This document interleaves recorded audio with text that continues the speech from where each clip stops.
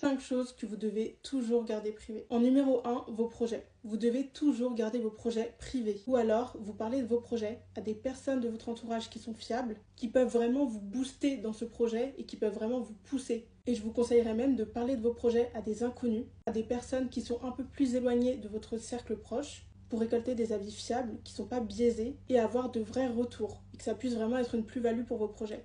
Deuxièmement, votre relation amoureuse. On ne parle pas de sa relation amoureuse. Les gens peuvent savoir que vous êtes en relation, il n'y a pas de souci avec ça. Seulement, tout ce qui se passe dans la relation, c'est entre vous deux. Que ce soit le bon, le positif, le négatif, ça reste et ça doit rester entre vous. Parce que les gens portent vite l'œil. Je l'ai vu, je l'ai vécu. Les gens n'aiment pas vous voir heureux. Donc votre relation, elle doit être discrète. On doit savoir que vous êtes en couple, mais on ne doit pas savoir comment ça se passe. En 3, on a vos problèmes familiaux. Encore une fois, les gens ne doivent pas savoir quelles sont vos relations avec votre père, votre mère, vos frères, vos cousins, peu importe. Pour moi, tout ce qui est relation, que ce soit amicale, familiale, amoureuse, plus c'est privé, mieux c'est. Alors certes, dans toutes les familles pratiquement, il y a toujours des petites frictions, mais les gens n'ont pas à le savoir. En 4, votre situation financière. Les gens n'ont pas à savoir si vous êtes en galère financière, combien il vous reste sur votre compte en banque, quelles sont vos rentrées d'argent et d'où elles proviennent. Ça vous regarde que vous. Vous n'avez de compte à rendre à personne, et encore moins sur l'aspect financier. Ça, c'est vraiment histoire de se comparer et de se rassurer.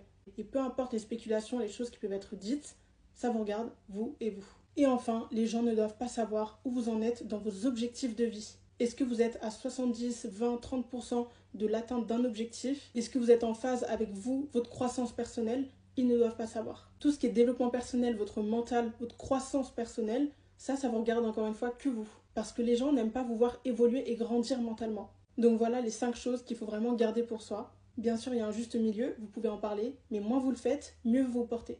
Plus vous gardez ça privé et plus votre vie avancera. Parce que les gens ne peuvent pas ruiner ce qu'ils ne savent pas. Ils ne peuvent pas. Donc gardez les choses pour vous le plus possible.